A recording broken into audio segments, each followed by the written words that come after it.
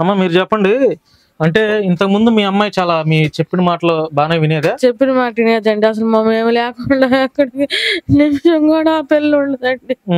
Mummy mummy daddy daddy అసలు మేము లేకుండా ఆ పిల్ల ఉండదండి. ఆయన వచ్చి ఏ మాయ చేశాడో పిల్లకి డబ్బు ఆశ చూపించేసాడండి. మాకు కూడా 50 లక్షలు పెట్టి తాడేపల్లి ఇల్లు కొంటాను, నేను ఆశ్రయం పెడుతున్నాను, ఆశ్రయం చెక్ పవర్ ఇస్తాను, ఆ డబ్బులన్నీ మీకే ఇస్తాను, మీకు జీవితాన్ని బాగు చేస్తున్నాను మాకు మాయ మాటలు చెప్పి మా పిల్లని అటు తీసుకెళ్ళిపోయాడండి. మాకు పిల్లల్ని కానీ మాకు అన్నం లేదండి, వండుకుంటాం పడేయటం వండుకుంటాం. ఏం తిన్నాం ఆ పిల్ల లేకుండా తిరిగే పిల్ల. వాళ్ళ అమ్మ చెల్లి లేకపోతే తెల్లేకపోతున్నాం అమ్మ. మనం లేకపోతే ఉండేదిగా, అన్ని లేకపోతే అన్నయ్య నువ్వు రా, నువ్వు 11 అవుతున్నాం డ్యూటీకి టైం అయితే నువ్వు వచ్చేదాకా నేను ఉంటా అన్నయ్య అని పడుకునే పిల్ల ఇట్ట మారిపోయి మీ దగ్గరికి రాను నేను రాను అంటుందమ్మా.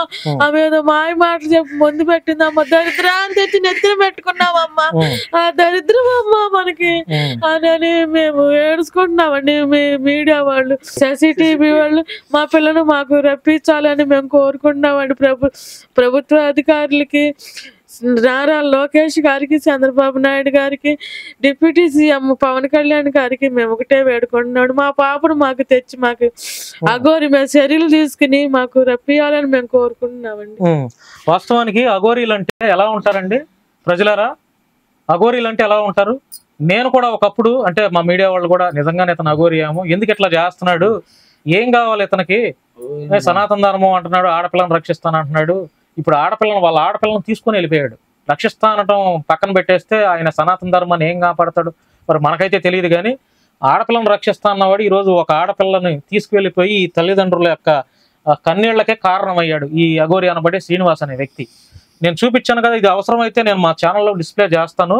అతనికి ఉన్నటువంటి పేపర్స్ ఇవి మొత్తం ఒరిజినల్సే, ఇవి మొత్తం వాస్తవాలే. అతని మీద కంప్లైంట్ ఇచ్చింది హైదరాబాద్లో ఎక్కడ, సైబరాబాద్లో ఎక్కడ కంప్లైంట్ ఇచ్చి ఆ డబ్బులు ఇచ్చిన వాళ్ళను కూడా బెదిరించి తల్వారు ఉంది నా దగ్గర, చంపేస్తా లేపేస్తాను అన్నాడంట. ఇది అతని ఆధార్ కార్డు మొత్తం, ఇవన్నీ ప్రూఫ్స్. ఇవి అసలు ఏంటి ఇతని పరిస్థితి ఏంటి అనేది నేను లోతుగా విచారం చేస్తే నాకు తెలిసినటువంటి విషయాలు ఇవన్నీ. డబ్బులు తీసుకొని వాళ్ళని మోసం చేశాడు. అఘోరీలు మోసం చేస్తారా? అసలు అఘోరీలు ఎక్కువ మాట్లాడతారా? అఘోరీలు బూతులు తిడతారా? అఘోరీలు ఎక్కడ ఉంటారు? నిజమైన అఘోరీలు ఎక్కడ ఉంటారండి? ఎక్కువ మాట్లాడతారా? జనసంచారంలోకి వస్తారా? వాళ్ళు ఎక్కడో హిమాలయాల్లో, కాశీల్లో వాళ్ళు నిజంగా వాళ్ళు నమ్మిన సిద్ధాంతం మీద వాళ్ళు పూజల్లో ఎప్పుడు ఉంటారు. ఈ అఘోరి పోలీసు వారిని తిట్టడం, రోడ్డు మీద ట్రాఫిక్ ఇబ్బంది కలిగించి ఇష్టం వచ్చినట్టు బూతులు మాట్లాడటం, రోడ్డు మీద బట్టలు లేకుండా తిరగటం, జనసంచారాల్లో తిరగటం, పోలీసు వాళ్ళని ఎంత ఆఫీసర్లు వాళ్ళు గొప్ప గొప్ప చదువులు చదువుకున్నటువంటి పోలీసు వారిని కూడా ఇష్టం వచ్చినట్టు బూతులు తిట్టడం. ఏంటి ఇదంతా? ఇతను అఘోరియా? అఘోరీలు అంటే ఇలా ఉంటారా? అఘోరీలు ఇలా చేస్తారా? అఘోరీలు ఇలా ఒక పెంచి పోషించినటువంటి ఒక ఆడపిల్లని ఇలా ఎత్తుకెళ్ళిపోతాడా? ఏంటి ఇదంతా? చూసే ప్రజలు పిచ్చవాళ్ళ? ఏమయ్య అఘోరి శ్రీనివాస్, నీ బతుకంతా తెలుసు, నీ భాగవతం అంతా తెలుసు, అర్థమైందా? ఏంటి నువ్వు చేసేది? ఈరోజు ఆ కన్నీళ్లు వాళ్ళు 23-24 సంవత్సరాలు పెంచుకున్నటువంటి ఆ బిడ్డని, ఆ పిల్లని, ఆడపిల్లని నువ్వు తీసుకొని వెళ్ళిపోయావు. ఆ పిల్ల వచ్చింది అనుకో, నీ బుద్ధి ఏమైంది? నచ్చజెప్పి అమ్మ వెళ్ళిపోమ్మా, నేను అప్పుడప్పుడు మీ ఇంటి దగ్గరికి వస్తానులే, ఏదైనా ఉంటే పూజలు పురస్కారాలు నేను చేస్తాలే, నేను తగలెడతాలే అని చెప్పాలిగా. ఆ పిల్లని ఈరోజు తల్లిదండ్రులకు కాకుండా, వాళ్ళ అమ్మాయికి కాకుండా వాళ్ళు ఎంత బాధపడుతున్నారు. ఆయన మీ నాన్నగారి పరిస్థితి ఏంటి ప్రజలారా? ఆయన పరిస్థితి ఎలా ఉంది? వాళ్ళ ఇల్లు వాకిలు చూడండి ఎట్లా ఉందో. ఆ పిల్లని చదివించి, అంత కష్టపడి ఫీజులు కట్టి చదివించి, ఆ పిల్లకి ఏదో ఒక ఉద్యోగం వస్తే ఆ కుటుంబాన్ని ఆదుకోవాలి అనే ఆశ వాళ్ళకే ఉంటది కదా. వాళ్ళ ఫేస్లు, వాళ్ళ ముఖాలు చూడండి ఎట్లా ఉన్నాయి. అమ్మ అఘోరి ఏమైనా డబ్బులు ఇచ్చిందా మీకు? మాకేమి ఇవ్వలేదండి. మేము పైసా నిజం చెప్పండి. నిజమండి, ఒక్క రూపాయి కూడా ఆమె వచ్చినప్పుడు ఆమె బీరులకి, ఆమె బిర్యానీలకి ఆమెకి పెట్టుకునేది అంతే. ఆ రోజు మాకు ఫుడ్ రప్పించేది. అసలు ఎక్కువ మేము బయట ఫుడ్లు తిన్నాం. మేము ఇంట్లోనే పొద్దున్న టిఫిన్ ఇడ్లీ వేసుకుంటాము, సాయంత్రం పప్పు సాంబారు 3 కూరలు వండుకుంటాం. బీర్లు ఇట్లా మందు తాగుతుంటే కూడా అది కరెక్ట్ కదని మేము అన్నా గొడవ అయిందండి. ఆమెకి నాకు గొడవ అయింది. సాధకులం కదా, మాకు బీరు సిగరెట్లు ఇవే మాకు ఆహారం. మేము అన్నం కూడా మేము ఎక్కువ తినము, మేము ఎక్కువగా తీర్థం కింద బీర్లు సిగరెట్లు ఇవే తీసుకుంటాం అని చెప్పిందండి. బీర్లు ఎవరు తెచ్చారా? మీరే తెచ్చారా? నేనే తెచ్చేవాడిని. మీరే తెచ్చేవారు? నేనే తెచ్చేవాడిని. నాకు నా ఫోన్ పే చేసేది, లేదా కార్డు ఇచ్చి వెళ్ళి డ్రా చేసుకుని వచ్చి క్యాష్ తెప్పించేది. అలాగా ఒకసారి మా చెల్లికి ఫీజు కట్టిందండి. ఏ మాటగా మాట ఎంత కట్టింది? 35,000 రూపాయలు ఫీజు ఫీజు కట్టింది. ఫీజు కట్టిందండి.